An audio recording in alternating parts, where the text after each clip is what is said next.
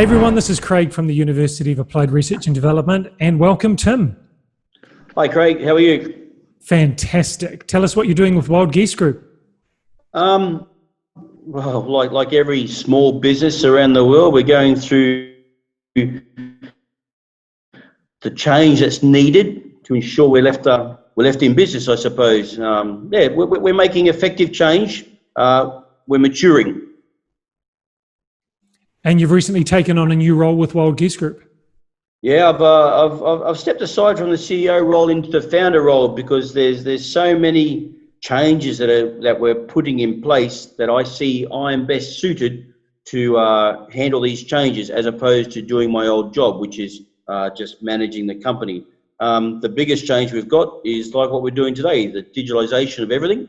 The old concept of bums on seats in classrooms, we may never go back to that. It could be all Zoom meetings from now on. So we've implemented a couple of new things, new concepts, new simulator that's web browser based for our training. And I'm just ensuring that the quality of our product doesn't get lost as we change to go down the road. And this is a world first, Tim. It is. It's a oil and gas industry first globally, that's for sure, to be approved to remote deliver two very high-end courses, the only two courses that are assessments only, and that's the OPITO Offshore Installation Manager, the #1 course in the OPITO register, and OPITO Control Room Operator Assessment, #2 course. Assessments only, no learning phases, and we've now got the green light to deliver that remotely through our cooperative learning site network, which now spans across, I think it's 10 different countries, 14 sites. So yeah, a much bigger network than what we had before COVID-19. Well, congratulations, Tim. You've done fantastic with what you're doing with Wild Geese Group and innovating in a time of challenge. Today, we get to talk about the OPITO Plant Manager course that you run, PMIC. Tell us about PMIC. Okay, it is the newest course in the OPITO range. I was involved in the design of it back in 2017. It's the onshore equivalent to the OIM being the Offshore Installation Manager Assessment. The PMIC, Plant Manager Incident Commander, that's the onshore equivalent. So if you have like a tank farm or a refinery, a bulk storage terminal, something like this, there'd be one man who's in charge of the day-to-day management of that facility. And traditionally he'd be called Plant Manager. So the Plant Manager takes off his Plant Manager hat and he puts on his Incident Commander hat when there's an emergency. And there's been a number of onshore emergencies. So it's to train the plant manager how to be an effective incident commander using the principles of incident command system. So yeah, I think it's the only one that OPITO have got for dedicated purely for onshore. And it's an appraisal, which puts it in another unique category in the sense that they come here and we identify what gaps they have in their management style. Then they go back to work and they'll come back for formal assessment. The assessment course hasn't been designed yet, but this is an appraisal, just to give the company the peace of mind that the day-to-day manager has the skill set to be an effective leader during emergency times. So when you identify the gaps, do you provide the training to fill those gaps as well? Definitely, we give them the tools that they need and we score them. We give them a score and then we tell them or advise them on how they could fix up those shortcomings, and then they go back to their workplace and internally they get monitored, put through some more paces, and they hopefully bridge those gaps. But we definitely inform them what areas they need to improve on. Yep. Is this a new course? Well, 2017, yeah, it is the newest course. Yeah, and there's another phase to come to it. That's a formal assessment, but that hasn't been developed yet. And I'm assuming COVID-19's possibly closed that priority down a little bit, given people are now focusing on other parts of the business. But yeah, it's a new course. There's only 4 training centres in the world that are available to deliver this, and fortunately we're one of them, which is good. Offshore and onshore, they operate slightly different. Onshore, you've got the luxury of if you have a full-scale emergency, you can walk out security gate, get in your car and drive home. Offshore, you don't have that luxury. You live on the plant.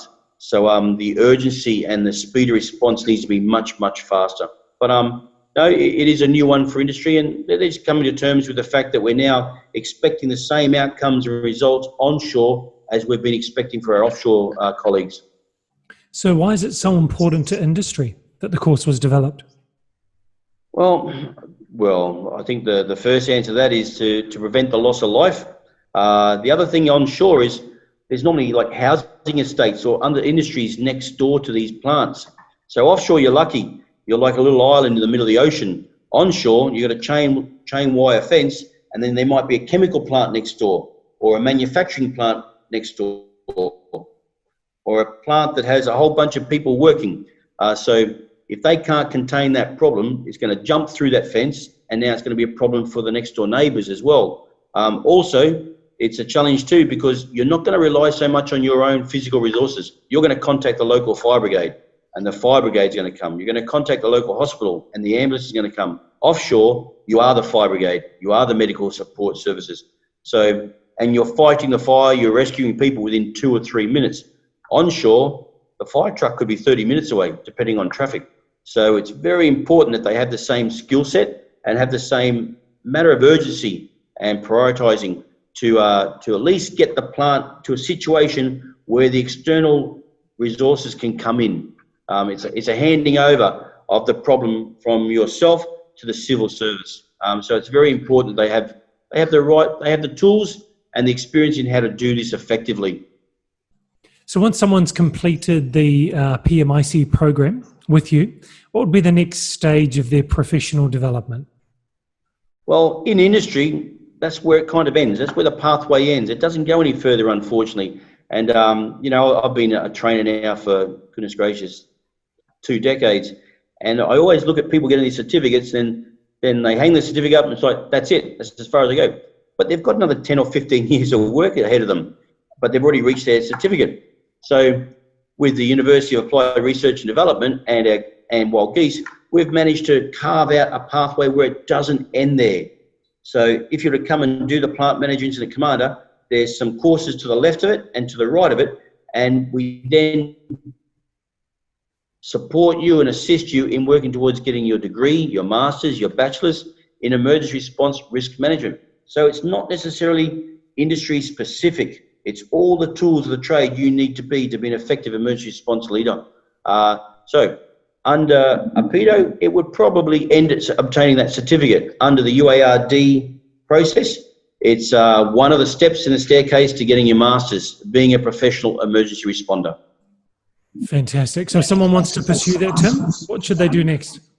Well, it's something brand new, and so not a lot of people have heard of this, but I would really encourage anyone that's had 20 years, 25, 30 years in industry, or even 15 years, to look into this pathway to getting an emergency response risk management. How do you get it? Log onto our website, wggacademy.org, and follow the steps. It's fairly easy to follow. The people who are interested in this possibly already have a bulk of the certificates already that are needed to plot whether they fit in the Diploma 4 phase, Advanced Diploma 5 phase, or even if some of it can be used as RPL towards your bachelor's. So log onto the website and have a look and go, oh, I think I've done a course like that. I think I've done that course. And then demonstrate to us you've got those certificates, and we'll show you where you fit in the 3-year program. And there's a high probability, a little bit more advanced training, and you can walk away with a degree in this, which is not just for industry, and it is a professional development process. That's fantastic. Tim, thanks so much for your time. No problem. Have a nice day ahead.